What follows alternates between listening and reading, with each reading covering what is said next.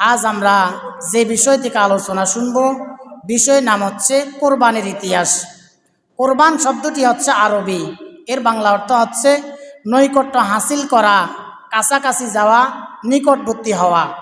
পরিভাষায় আল্লাহ তাআলার সন্তুষ্টির উদ্দেশ্যে তার নৈকট্য লাভের জন্য যা জবাই করা হয় তাকে কোরবানি বলা হয়। তাহলে কোরবান শব্দটি হচ্ছে আরবি, এর বাংলা অর্থ হচ্ছে নৈকট্য হাসিল করা, কাছাকাছি যাওয়া, নিকটবর্তী হওয়া। পরিভাষায় আল্লাহ তাআলার সন্তুষ্টির উদ্দেশ্যে তার নৈকট্য লাভের আশায় যা জবাই করা হয় তাকে কোরবানি বলা হয়।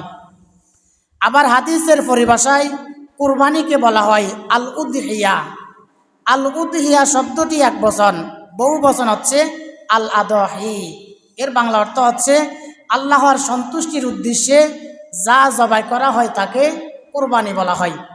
কোরবান হচ্ছে এমন একটি বিধান, যে বিধানকে আল্লাহ তাআলা শুধু আমাদের জন্য নয়, বরং এই পৃথিবীতে আদম আলাইহিস সালাম থেকে শুরু করে আমাদের নবী পর্যন্ত পৃথিবীতে যত নবী রাসূল এসেছেন, সকল নবী রাসূলদের উম্মতের উপর আল্লাহ তাআলা কোরবানির বিধান চালু করেছিলেন। সুবহানাল্লাহ। আল্লাহ তাআলা কুরআনুল কারীমের 22 নম্বর সূরা সূরাতুল হজের 36 নম্বর আয়াতের মধ্যে বললেন, ওয়ালিকুল্লি উম্মাতিন জাআলনা মানসাকাল লিয়াযকুরুসমাল্লাহি আলা মা রাযাকাহুম মিন বাহিমাতিল আনআম।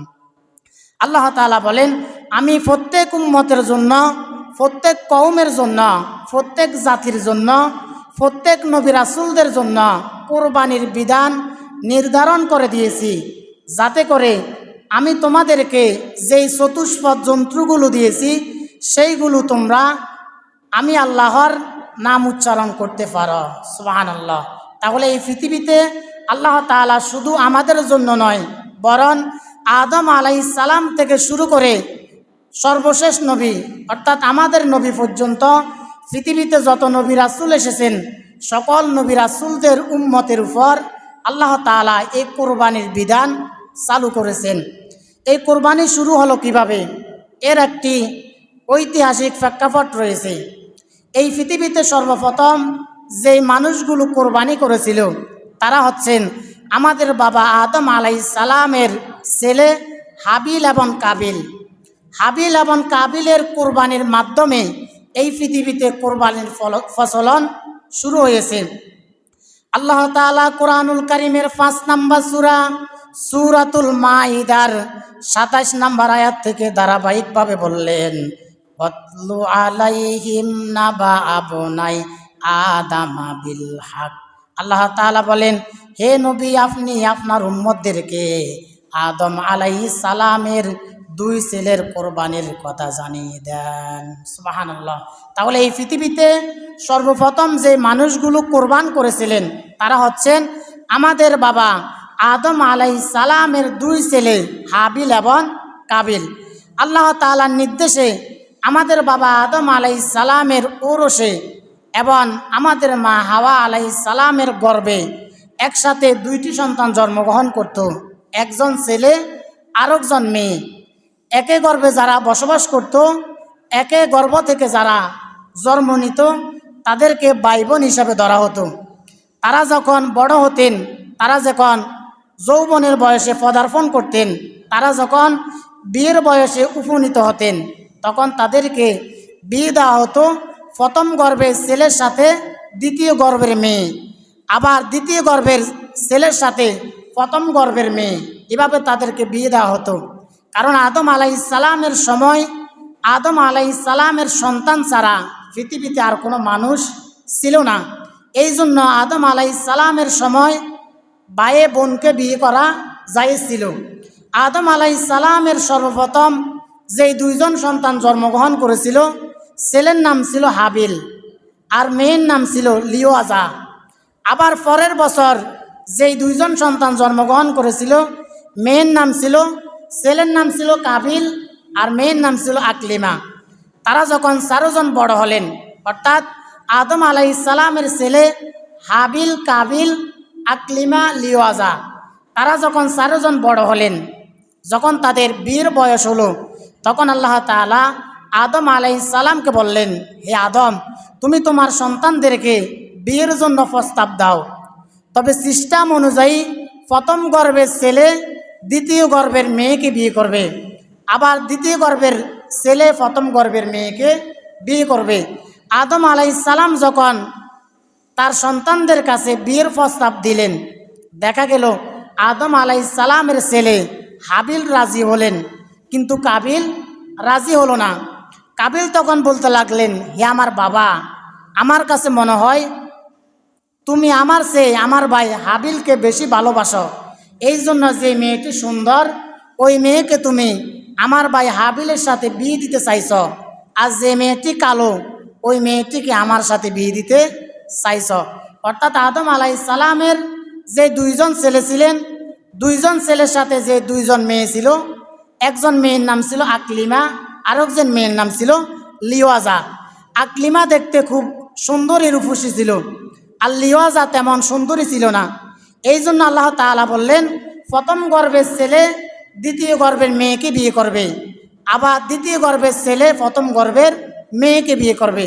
আল্লাহ তাআলা যখন আদম আলাইহিস সালামকে এই কথা জানিয়ে দিলেন, আদম আলাইহিস সালাম যখন তার ছেলেদের কাছে প্রস্তাব দিলেন, দেখা গেল আদম আলাইহিস সালামের ছেলে হাবিল রাজি হলেন, কিন্তু কাবিল রাজি হলো না।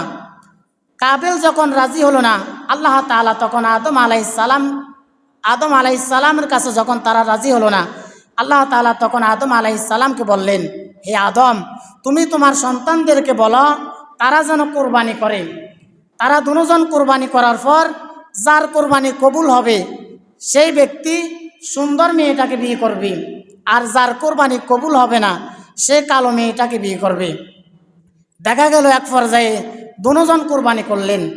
আর আদম আলাইহিস সালামের সময় কোরবানির সিস্টেম ছিল, কোরবানির প্রচলন ছিল, যেই জিনিস দিয়ে কোরবানি করবে ওই জিনিসটাকে পাহাড়ের উপর রেখে আসবে, আর আল্লাহ তাআলা যার কোরবানি কবুল করবেন আকাশ থেকে একটা আগুনের টুকরা এসে তার কোরবানির জিনিসটাকে জ্বালিয়ে দিবেন।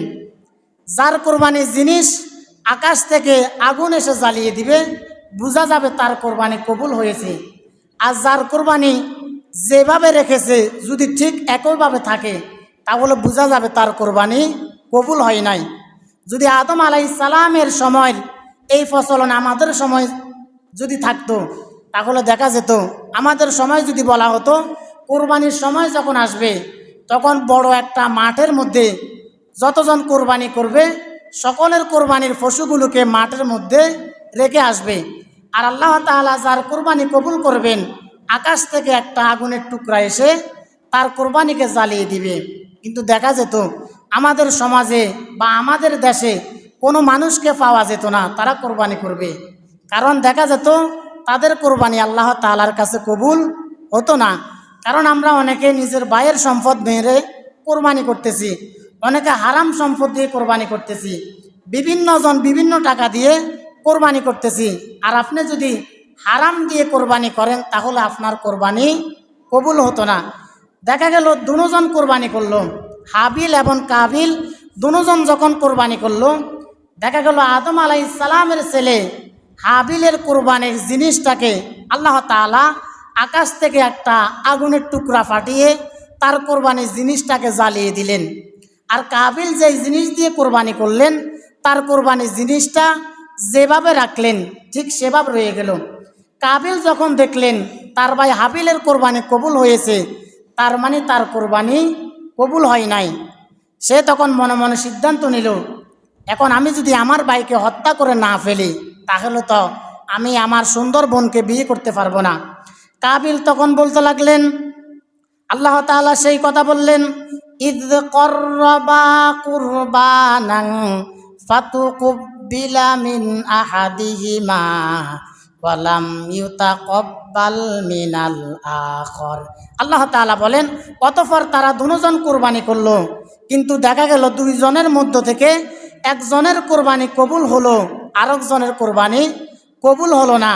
কাবিল যখন দেখলেন তার কোরবানি কবুল হলো না, কাবিল তখন তার ভাই হাবিলকে বললেন, ক্বালা লা আকতুলান্নাকা ক্বালা ইন্নামা ইয়াতাকাব্বালুল্লাহু মিনাল মুত্তাকিন।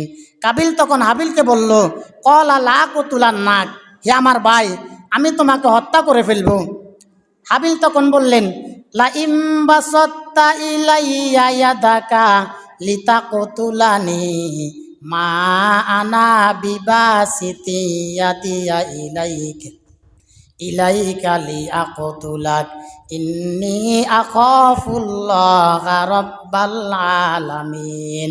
হাবিল তখন কাবিলকে বললেন, হে আমার ভাই, তুমি যদি আমাকে মারার জন্য, আমাকে হত্যা করার জন্য আমার উপরে তোমার হাত উঠাও, কিন্তু আমি তোমার উপরে একবারের জন্য আমার হাত উঠাবো না, কারণ ইন্নী আখাফুল্লাহ রব্বাল আলামিন, নিশ্চয় আমি আমার রব আল্লাহকে ভয় করি। সুবহানাল্লাহ। হাবিল তখন আরো বললেন, ইন্নী উরিদু আন তাবু আবি ইসমি ওয়া ইসমাকা ফাতাকুনা মিন আসহাবিন নার ওয়া যালিকা জাযাউয যালিমিন। হাবিল তখন আরো বললেন, হে আমার ভাই, আমি চাই তুমি আমার পাপের বোঝা একাই বহন করো, আর তুমি যদি আমাকে হত্যা করে ফেলো, ফাতাকুনা মিন আসহাবিন নার, তাহলে তুমি জাহান্নামের অধিবাসী হইবা। এরপর আল্লাহ তাআলা বললেন, ফাতাওয়াত লাহু নাফসুহু কতলা আখিহি ফাকতালাহু ফাআসবাহা মিনাল খাসিরিন। আল্লাহ তাআলা বলেন, কাবিল তখন হাবিলকে হত্যা করে ফেলল। ফাকতালাহু ফাআসবাহা মিনাল খাসিরিন, আর সে ক্ষতিগ্রস্তের অন্তর্ভুক্তকারী হয়ে গেল। কাবিল যখন হাবিলকে হত্যা করে ফেলল তার সুন্দর বোনকে বিয়ে করার জন্য, কারণ সে যদি তার সুন্দরী বোনকে বিয়ে করতে না পারে, তার সুন্দরী তার ভাইকে হত্যা করতে না পারে, তাহলে সে তার সুন্দর বোনটাকে বিয়ে করতে পারবে না। এই জন্য কাবিল হাবিলকে হত্যা করে ফেললেন। হাবিলকে হত্যা করার পর সে তার ভাইয়ের লাশটাকে কি করবে? তার ভাইয়ের লাশ নিয়ে ঘুরতে লাগলো, কারণ এটা ছিল পৃথিবীর সর্বপ্রথম মৃত মানুষ। হাবিলের আগে পৃথিবীতে কোনো মানুষ মৃত্যুবরণ করে নাই। এখন মানুষকে যে দাফন করা হয় সেটা তো কাবিল জানে না। কাবিল তখন তার ভাইয়ের লাশটাকে কাঁধে করে ঘুরতে লাগলো। ঘুরতে ঘুরতে কোনো কোনো বর্ণনা এসেছে 40 দিন হয়ে গেল, আবার কোনো কোনো বর্ণনায় 50 দিন হয়ে গেল, কোনো কোনো বর্ণনায় 1 বছর হয়ে গেল, কিন্তু সে তার ভাইয়ের লাশটাকে কি করবে সে তো জানে না। তার ভাইয়ের লাশটা নিয়ে যখন ঘুরতে লাগলো, এক পর্যায়ে তার ভাইয়ের লাশের মধ্য থেকে পচা দুর্গন্ধ বাহির হলো। পচা দুর্গন্ধ যখন বাহির হলো, আল্লাহ তাআলা তখন বললেন, ফাবাআসাল্লাহু গুরাবান ইয়াবহাসু ফিল আরদি লিয়ুরিয়াহু কাইফা ইউয়ারি সাওআতা আখি। আল্লাহ তাআলা বলেন, আমি আকাশ থেকে একটি কাক পাঠালাম। আল্লাহ তাআলা আকাশ থেকে যখন একটা কাক পাঠালেন, একটা কাক আরেকটা কাকের সাথে ঝগড়া করতে করতে একটা কাক আরেকটা কাককে মেরে ফেললো। মেরে ফেলার পর জীবিত কাকটি তার ঠোঁট দিয়ে মৃত কাকটির জন্য মাটি খনন করলো। মাটি খনন করে গর্ত করে সে তার মৃত কাকটিকে দাফন করে ফেললো। এই ঘটনা যখন কাবিল দেখলেন, কাবিল তখন বললেন, ক্বালা ইয়া ওয়াইলাতা আজাজতু আন আকুনা মিথলা হাযাল গুরাবি ফাউয়ারিয়া সাওআতা আখি। কাবিল তখন বললেন, হায় আফসোস, আমি তো এই কাকের মতো হতে পারলাম না। একটা কাক আরেকটা কাককে মারার পর সে কিভাবে সুন্দর করে তার মৃত কাকটিকে দাফন করে ফেলল, আর আমি আজকে এতদিন হয়ে গেল আমি আমার ভাইকে দাফন করতে পারলাম না। ফাসবাহা মিনান নাদিমিন, অতঃপর সে তার ভুল বুঝতে পারল। দেখা গেল কাকটি যখন মৃত কাকটিকে দাফন করে ফেলল, এই ঘটনা যখন কাবিল দেখলেন, কাবিল তখন তার ভাইকে দাফন করে ফেললেন। তাহলে এই পৃথিবীতে সর্বপ্রথম কোরবানি করেছিল আমাদের বাবা আদম আলাইহিস সালামের ছেলে হাবিল এবং কাবিল। হাবিল এবং কাবিলের কোরবানির মাধ্যমে এই পৃথিবীতে কোরবানির প্রচলন শুরু হয়েছে। এরপর বর্তমানে আমরা যে কোরবানি করি এটি হচ্ছে আমাদের জাতির পিতা ইব্রাহিম আলাইহিস সালামের রেখে যাওয়া সুন্নাহ। অর্থাৎ আমাদের জাতির পিতা ইব্রাহিম আলাইহিস সালামকে আল্লাহ তাআলা ৮৬ বছর পর্যন্ত নিঃসন্তান রাখলেন। ইব্রাহিম আলাইহিস সালামের বয়স যখন ৮৬ বছর, তখন আল্লাহ তাআলা ইব্রাহিম আলাইহিস সালামকে একটি সন্তান দান করলেন। এই ৮৬ বছর পর্যন্ত ইব্রাহিম আলাইহিস সালাম আল্লাহর কাছে সব সময় একটা দোয়া পড়তেন। সেই দোয়াটি হচ্ছে রব্বি হাবুলি মিনাস সলিহিন, রব্বি হাবুলি মিনাস সলিহিন। এই ৮৬ বছর পর্যন্ত ইব্রাহিম আলাইহিস সালাম আল্লাহর কাছে এই দোয়াটি পড়তেন। এই দোয়াটির অর্থ হচ্ছে, হে আমার রব, আপনি আমাকে একটি নেককার সন্তান দান করেন। ইব্রাহিম আলাইহিস সালাম যখন আল্লাহর কাছে দোয়া করলেন, আল্লাহ তাআলা ইব্রাহিম আলাইহিস সালামের দোয়া কবুল করলেন এবং ফাবাশশারনাহু বিগুলামিন হালিম, আল্লাহ তাআলা ইব্রাহিম আলাইহিস সালামকে একজন নেককার ধৈর্যশীল সন্তানের সুসংবাদ দান করলেন। সুবহানাল্লাহ। ইব্রাহিম আলাইহিস সালামের বয়স যখন ৮৬ বছর, তখন আল্লাহ তাআলা ইব্রাহিম আলাইহিস সালামকে একটি সন্তান দান করলেন। তার নাম হচ্ছে ইসমাইল আলাইহিস সালাম। ইসমাইল আলাইহিস সালাম যখন জন্মগ্রহণ করলেন, আস্তে আস্তে ইসমাইল আলাইহিস সালাম বড় হতে লাগলেন। বড় হতে হতে একদিন ইব্রাহিম আলাইহিস সালামকে আল্লাহ তাআলা স্বপ্নে দেখালেন তিনি যেন তার প্রিয় জিনিস দিয়ে কোরবানি করেন। পরপর ইব্রাহিম আলাইহিস সালাম যখন ৩ দিন স্বপ্ন দেখলেন, তখন তিনি তার ছেলে ইসমাইল আলাইহিস সালামের কাছে আসলেন। এসে বললেন, ফালাম্মা বালাগ মাহুস সাইয়া ক্বালা ইয়া বুনাইয়া ইন্নী আরা ফিল মানামি আন্নী আযবাহুকা ফানজুর মাযা তারা। ইব্রাহিম আলাইহিস সালাম বললেন, হে আমার কলিজার টুকরা সন্তান, আমি স্বপ্নে দেখেছি আমি তোমাকে জবাই করেছি। ফানজুর মাযা তারা, এখন তোমার মতামত কি, তোমার সিদ্ধান্ত কি? অর্থাৎ আল্লাহ তাআলা যখন ইব্রাহিম আলাইহিস সালামকে স্বপ্নে দেখালেন তিনি তার প্রিয় জিনিস দিয়ে কোরবানি করতেন, ইব্রাহিম আলাইহিস সালাম তখন তার ছেলে ইসমাইল আলাইহিস সালামের কাছে আসলেন। এসে বললেন, হে আমার কলিজার টুকরা সন্তান, আমি স্বপ্নে দেখেছি আমি তোমাকে জবাই করছি, এখন তোমার মতামত কি? ইসমাইল আলাইহিস সালাম তখন বললেন, ক্বালা ইয়া আবাতি ইফআল মা তু'মার সাতাজিদুনি ইনশাআল্লাহু মিনাস সাবিরিন। ইসমাইল আলাইহিস সালাম তখন বললেন, হে আমার বাবা, আল্লাহ তাআলা আপনাকে যেই ব্যাপারে আদেশ করেছেন আপনি তা পালন করুন। নিঃসন্দেহে আপনি আপনার সন্তানকে ধৈর্যশীলদের অন্তর্ভুক্তকারী হিসাবে পেয়ে যাবেন। সুবহানাল্লাহ। অর্থাৎ যখন ইব্রাহিম আলাইহিস সালাম ইসমাইল আলাইহিস সালামকে জবাই করার কথা বলেছেন, ইসমাইল আলাইহিস সালাম তখন বললেন, হে আমার বাবা, আল্লাহ তাআলা আপনাকে যেই বিষয়ে আদেশ করেছেন আপনি তা যথাযথভাবে পালন করুন। নিঃসন্দেহে আপনি আপনার সন্তানকে ধৈর্যশীলদের অন্তর্ভুক্তকারী হিসাবে পেয়ে যাবেন। সুবহানাল্লাহ। ইব্রাহিম আলাইহিস সালাম খুশি হয়ে গেলেন। খুশি হয়ে যখন তিনি তার ছেলের হাত পা বাঁধতে লাগলেন, ইসমাইল আলাইহিস সালাম তখন বললেন, হে আমার বাবা, আপনি যদি আমার হাতে পায়ে রশি বেঁধে জবাই করেন তাহলে দুনিয়ার মানুষগুলো জানবে আমি রাজি ছিলাম না, এই জন্য আপনি আমাকে হাতে পায়ে রশি বেঁধে জবাই করছেন। সুতরাং আপনি আমাকে হাতে পায়ে রশি বেঁধে জবাই করা লাগবে না, আপনি আমাকে উপর করে শুয়ে দেন, অর্থাৎ আমার মুখকে আপনি নিচের দিকে দেন, যাতে করে আপনি আমাকে জবাই করার সময় আপনার চেহারার দিকে আমার চেহারা না যায়, অর্থাৎ আপনার মুখের দিকে আমার মুখ যেন না যায়। আমাকে জবাই করার সময় যাতে আপনার মায়া না লাগে, আপনি আমাকে উপর করে শোয়ান। ইব্রাহিম আলাইহিস সালাম খুশি হয়ে গেলেন। আল্লাহ তাআলা বললেন, ফালাম্মা আসলামা ওয়া তাল্লাহু লিল জাবিন ওয়া নাদাইনাহু আইয়া ইব্রাহিম কদ সাদ্দাকতার রুইয়া ইন্না কাযালিকা নাজজিল মুহসিনিন। আল্লাহ তাআলা বলেন, আমার নবী ইব্রাহিম যখন তার ছেলেকে উপর করে শুয়াই দিয়ে ছুরি চালাইতে যাইবে, তখন আমি আল্লাহ ডাক দিলাম, ওয়ানা দাইনাহু আইয়া ইব্রাহিম, আমি আমার নবী ইব্রাহিমকে ডাক দিলাম, কদ সাদ্দাকতার রুইয়া, হে আমার নবী ইব্রাহিম, তুমি যা স্বপ্নে দেখেছ আমাকে খুশি করার জন্য তুমি তা পালন করে ফেলেছ। সুবহানাল্লাহ।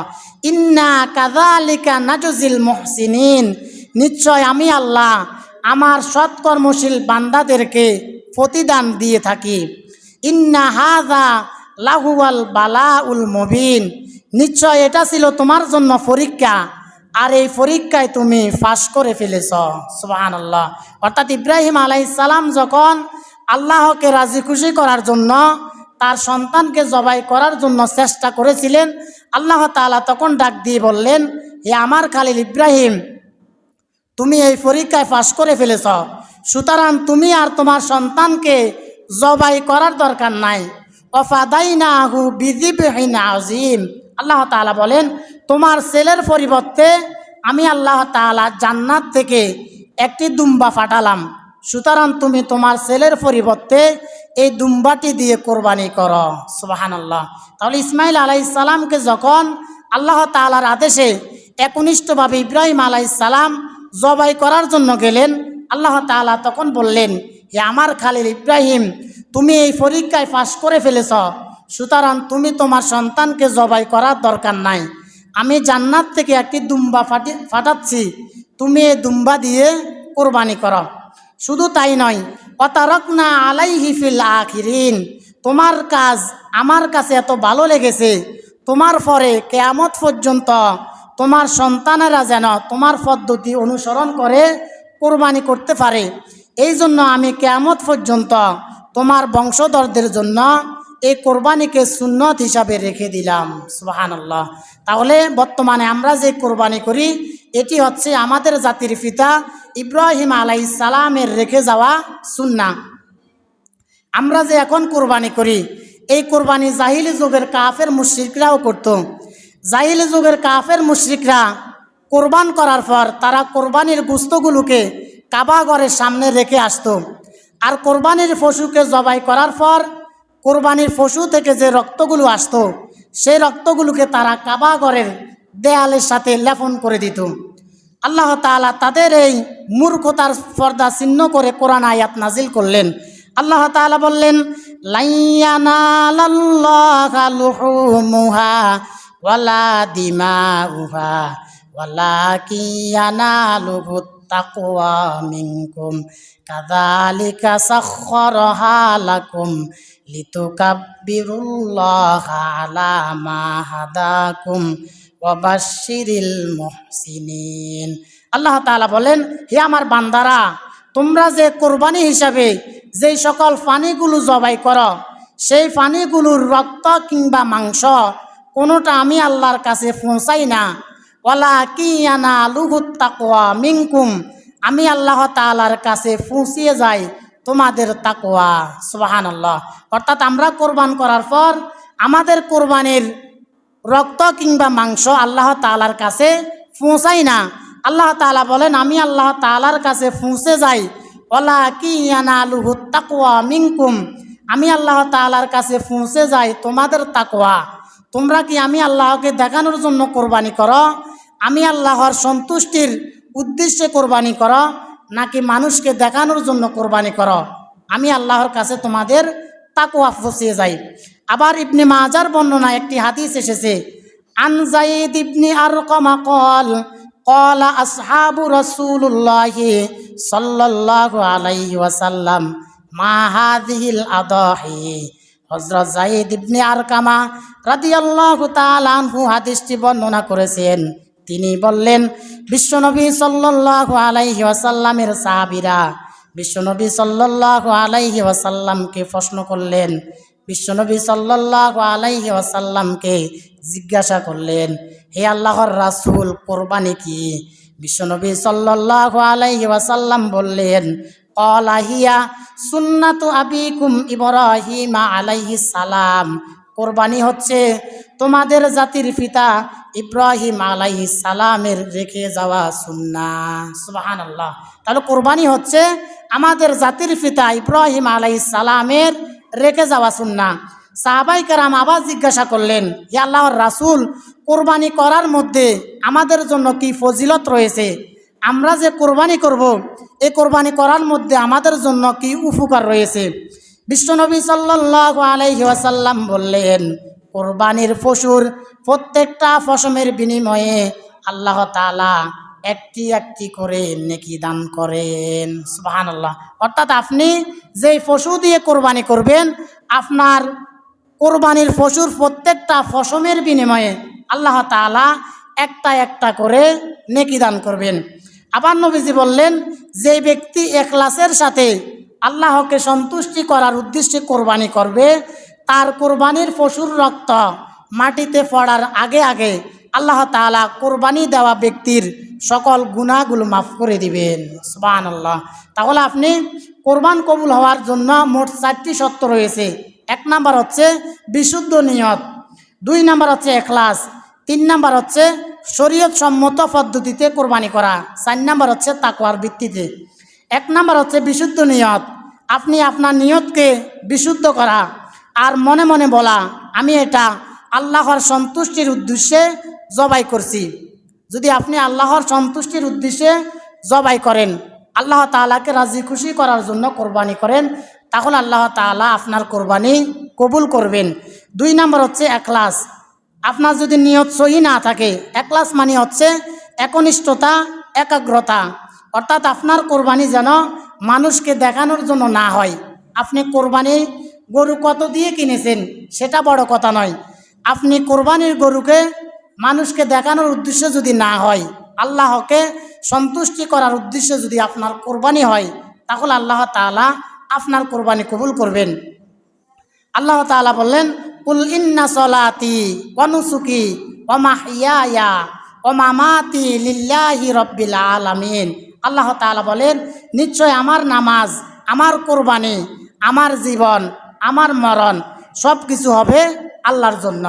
কুল ইন্না সলাতি, নিশ্চয় আমার নামাজ, ওয়া নুসুকি আমার কোরবানি, ওয়া মাহইয়ায়া আমার জীবন, ওয়া মামাতি আমার মরণ, লিল্লাহি রাব্বিল আলামিন সকল কিছু আল্লাহর জন্য।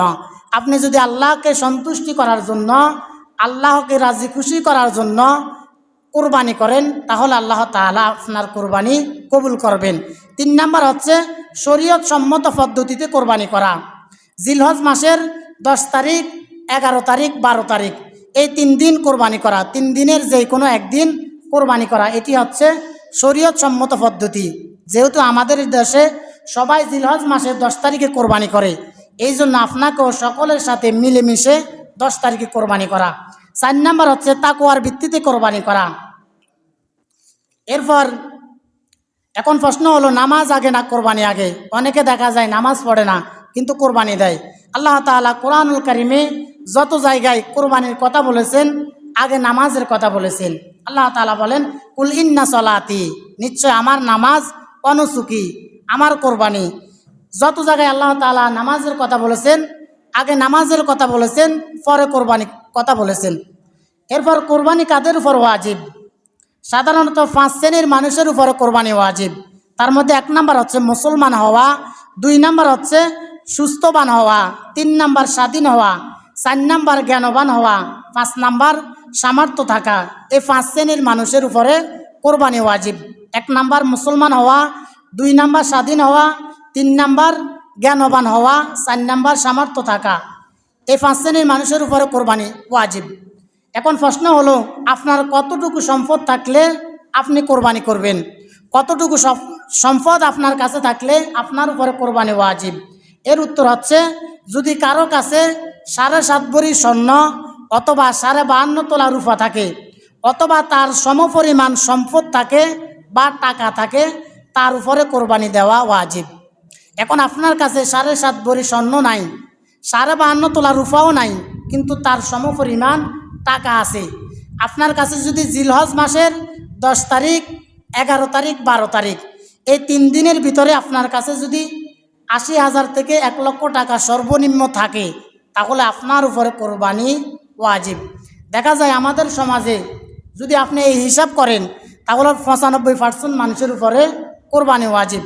তাহলে কোরবানি ওয়াজিব হচ্ছে, যদি কারো কাছে 7.5 ভরি স্বর্ণ অথবা 52.5 তোলা রূপা অথবা তার সমপরিমাণ টাকা থাকে, তাহলে তার উপরে কোরবানি ওয়াজিব।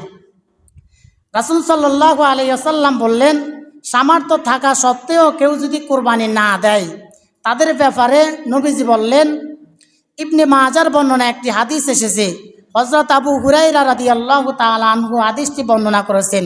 তিনি বললেন, বিশ্বনবী সাল্লাল্লাহু আলাইহি ওয়াসাল্লাম বলেছেন, মান কানা লাহু সাআতুন ওয়ালাম ইউদাহি ফালা ইয়াকরাবান্না মুসাল্লানা। নবীজি বললেন, যার সামর্থ্য আছে, সামর্থ্য থাকা সত্ত্বেও যে ব্যক্তি কোরবানি দেয় না, সে যেন আমার ঈদগাহে বা ঈদের নামাজের ধারে কাছেও না আসে। তাহলে যাদের উপরে সামর্থ্য আছে, আল্লাহ তাআলা যাদের উপরে কোরবানি ওয়াজিব করেছেন, তারা যেন কোরবানি করে। এখন কোন কোন পশু দিয়ে কোরবানি করা যাবে, এই ব্যাপারে হাদিস এসেছে। সাধারণত 6 ধরনের পশু দিয়ে কোরবানি করা যাবে। তার মধ্যে 3টি পশু হচ্ছে বড়, আর 3টি পশু হচ্ছে ছোট। বড় 3টি পশুর মধ্যে 1 নাম্বার পশু হচ্ছে উট দিয়ে আপনি কোরবানি করতে পারবেন, 2 নাম্বার হচ্ছে মহিষ দিয়ে কোরবানি করতে পারবেন, 3 নাম্বার হচ্ছে গরু দিয়ে কোরবানি করতে পারবেন। তাহলে 6 ধরনের পশু থেকে 3টি পশু হচ্ছে বড়, মহিষ, উট, গরু, এই 3টি দিয়ে কোরবানি করতে পারবেন। আর ছোট 3টি পশুর মধ্যে 1 নাম্বার হচ্ছে ছাগল, 2 নাম্বার হচ্ছে ভেড়া, 3 নাম্বার হচ্ছে দুম্বা। এই 6টি পশু দিয়ে কোরবানি করতে পারবেন। উট, মহিষ, গরু, ছাগল, ভেড়া, দুম্বা, এই 6 ধরনের পশু দিয়ে আপনি কোরবানি করতে পারবেন। এখন কোন পশু কতটুকু বয়স হলে আপনি কোরবানি করতে পারবেন, এই ব্যাপারে এসেছে। যদি উট হয়, তাহলে উটের বয়স সর্বনিম্ন 5 বছর হতে হবে। যারা উট দিয়ে কোরবানি করবে, ওই উটের বয়স সর্বনিম্ন 5 বছর হতে হবে। আর গরু বা মহিষ দিয়ে যদি কোরবানি দেওয়া হয়, তাহলে গরু বা মহিষের বয়স হতে হবে 2 বছর। আপনারা যাদের কাছ থেকে গরু কিনবেন, তাদেরকে অবশ্যই জিজ্ঞাসা করবেন ওই গরুর বয়স সর্বনিম্ন 2 বছর হয়েছে কিনা। যদি 2 বছরের কমে আপনি কোরবানি দেন, তাহলে আপনার কোরবানি কবুল হবে না। এরপর ছাগল বা ভেড়ার ক্ষেত্রে, ছাগলের ক্ষেত্রে 1 বছর বয়স হতে হবে। যে ছাগল দিয়ে কোরবানি করা হবে, ওই ছাগলের বয়স 1 বছর হওয়া লাগবে। ভেড়া বা দুম্বা দিয়ে যদি কোরবানি দেওয়া হয়, তাহলে ওই ভেড়া বা দুম্বার বয়স কমপক্ষে 6 মাস হতে হবে। কোন কোন পশু দিয়ে কোরবানি করা যাবে না, বিশ্বনবী সাল্লাল্লাহু আলাইহি ওয়াসাল্লাম বললেন, সাধারণত 4 শ্রেণীর পশু দিয়ে কোরবানি করা যাবে না। তার মধ্যে 1 নাম্বার হচ্ছে, এমন পশু দিয়ে কোরবানি করা যাবে না যেই পশুটি তার পায়ে হেঁটে জবাইয়ের স্থানে যেতে না পারে। অর্থাৎ আপনি যদি কোরবানি দেওয়ার জন্য কম টাকা দিয়ে ল্যাংড়া কোনো কোরবানির জন্য গরু কিনেন, আর ওই গরু যদি আপনার জবাইয়ের স্থানে যেতে না পারে, তাহলে আপনার কোরবানি কবুল হবে না। 2 নাম্বার হচ্ছে, এমন পশু দিয়ে কোরবানি করা যাবে না যেই পশুটি অন্ধ, চোখে দেখে না। আপনি যদি কম টাকার জন্য হাস্তা কেনার জন্য আপনি অন্ধ পশু কিনেন, আর ওই পশু দিয়ে যদি কোরবানি করেন, তাহলে আপনার কোরবানি কবুল হবে না। 3 নাম্বার হচ্ছে, এমন পশু দিয়ে কোরবানি করা যাবে না যেই পশুটি অসুস্থ, রোগাক্রান্ত। একবার দুর্বল পশু, অসুস্থ পশু দিয়ে কোরবানি করা যাবে না। আপনি প্রয়োজনে কম টাকা দিয়ে গরু কিনবেন, কিন্তু ওই গরুটা কমপক্ষে ভালো হতে হবে, আপনার চোখে ভালো দেখা যেতে হবে। এরপর 4 নাম্বার হচ্ছে, এমন পশু দিয়ে কোরবানি করা যাবে না যেই পশুটি শক্তিহীন, দুর্বল। একবার দুর্বল পশু দিয়ে যদি আপনি কোরবানি করেন, তাহলে আল্লাহ তাআলা আপনার কোরবানি কবুল করবেন না। তাহলে 4 শ্রেণীর পশু দিয়ে কোরবানি করা যাবে না। 1 নাম্বার হচ্ছে ল্যাংড়া, 2 নাম্বার হচ্ছে অন্ধ, 3 নাম্বার হচ্ছে অসুস্থ, রোগাক্রান্ত, 4 নাম্বার হচ্ছে শক্তিহীন, একেবারে দুর্বল। সর্বশেষ, একটি পশু দিয়ে কয়জন কোরবানি করতে পারবে? এর উত্তর হচ্ছে, একটি পশু দিয়ে সর্বোচ্চ 7 জন কোরবান করতে পারবে। অর্থাৎ আপনি একটা গরুর মধ্যে সর্বোচ্চ 7 ভাগ দিতে পারবেন। 7 ভাগের বেশি একটা গরু দিয়ে কোরবানি করা যাবে না। যদি উট হয়, মহিষ হয়, গরু হয়, এই 3টার ক্ষেত্রে, উট, গরু, মহিষ, এই 3টার ক্ষেত্রে সর্বোচ্চ একটা গরুতে 7 ভাগ দিতে পারবেন, একটা মহিষে সর্বোচ্চ 7 ভাগ দিতে পারবেন, একটা গরুতে সর্বোচ্চ 7 ভাগ দেওয়া যাবে। কিন্তু কোনো ছাগল, ভেড়া, দুম্বা যদি হয়, তাহলে একটা ছাগল দিয়ে 1 জন কোরবানি করতে পারবে, একটা ভেড়া দিয়ে 1 জন কোরবানি করতে পারবে, একটা দুম্বা দিয়ে 1 জনে কোরবানি করতে পারবে। এই জন্য আল্লাহ তাআলা সর্বশেষ কোরবানি মাংস কয় ভাগে ভাগ করবেন? আপনি যে কোরবানি করবেন, এই কোরবানি মাংসগুলোকে আপনি কয় ভাগে ভাগ করতে পারবেন? আল্লাহ তাআলা বললেন, ফাইদা ওয়াজাবাত জুলুদুহা ফাতইমুল কানিয়া ওয়াল মুতাররা। আল্লাহ তাআলা বলেন, তোমরা এই কোরবানির পশু থেকে নিজেরা খাও, নিজের আত্মীয় স্বজনদেরকে খাওয়াও এবং গরিব দুঃখীদেরকে খাওয়াও। তাহলে কোরবানির পশুকে আপনি 3 ভাগ করতে পারবেন। 1 ভাগ আপনি নিজে খেতে পারবেন, 1 ভাগ আত্মীয় স্বজনদেরকে দিতে পারবেন, 1 ভাগ গরিব অসহায় মানুষদেরকে দিতে পারবেন।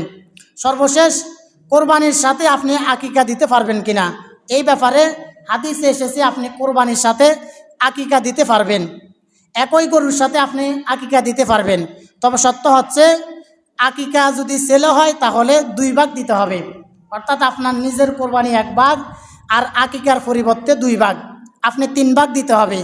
আর যদি মেয়ে হয় তাহলে আকিকার 1 ভাগ, আপনার নিজের 1 ভাগ, 2 ভাগ দিতে হবে। আপনার আকিকার 2 ভাগ সহকারে আপনার সর্বোচ্চ 7 ভাগ হতে হবে। এখন যদি আপনার বাকি 6 ভাগ হয়, আপনার 1 ভাগ হয়, তাহলে 7 ভাগ হবে এবং আকিকা 2 ভাগ হবে, তাহলে 9 ভাগ হয়ে যাবে। আকিকা সহকারে আপনার সর্বোচ্চ 7 ভাগ হতে পারে। সর্বোচ্চ 7 ভাগের উপরে আপনি যদি কোরবানি দেন, অর্থাৎ আপনার নিজের 6 ভাগ হয়, আপনার আত্মীয় স্বজনের, আপনার বাড়ির আশেপাশে মিলে যদি 6 ভাগ হয়, আপনার নিজের 1 ভাগ হয়, তাহলে 7 ভাগ শেষ হয়ে যাবে। তাহলে ওই গরু দিয়ে আপনি আর আকিকা করতে পারবেন না। আর যদি আকিকা করতে হয় তাহলে আপনার যেই গরু দিয়ে কোরবান করবেন ওই সর্বোচ্চ ভাগ হতে হবে 5 ভাগ, সর্বোচ্চ 4 ভাগ আপনার নিজের 1 ভাগ, 5 ভাগ। আর যদি ছেলের কোরবানি করেন, ছেলের 2 ভাগ, তাহলে 7 ভাগ। আর ওইভাবে যদি হয় তাহলে সর্বোচ্চ 5 ভাগ, আপনার নিজের 1 ভাগ, আর যদি মেয়ে হয় মেয়ের জন্য আকিকার 1 ভাগ, মোট 7 ভাগ। সর্বোচ্চ 7 ভাগ আকিকা সহকারে দিতে পারবেন। আকিকা যদি না দেন, আকিকার বাইরে হলো আপনাকে সর্বোচ্চ কত ভাগ? সর্বোচ্চ 7 ভাগ। 7 ভাগের বেশি আপনি যদি কোরবানি দেন তাহলে আপনার কোরবানি কবুল হবে না। আর সর্বনিম্ন আপনি 2 ভাগও কোরবানি দিতে পারবেন, 3 ভাগও দিতে পারবেন, 4 ভাগও দিতে পারবেন, 5 ভাগও দিতে পারবেন, 6 ভাগও দিতে পারবেন, 7 ভাগও দিতে পারবেন। আবার আপনি যদি একাই পুরা কোরবানি দিতে চান, পুরা একটা গরু আপনি কোরবানি দিতে চান, তাহলে আপনি নিজে পুরা একটা গরু দিয়ে কোরবানি দিতে পারবেন। সম্মানিত উপস্থিতি, সংক্ষিপ্তভাবে আমরা যে কথাগুলো বলেছি, আল্লাহ তাআলা আমাকে এবং আমাদের সবাইকে আমল করা তৌফিক দান করুন। যারা সুন্নত পড়ে না তারা সুন্নত পড়ে নেন।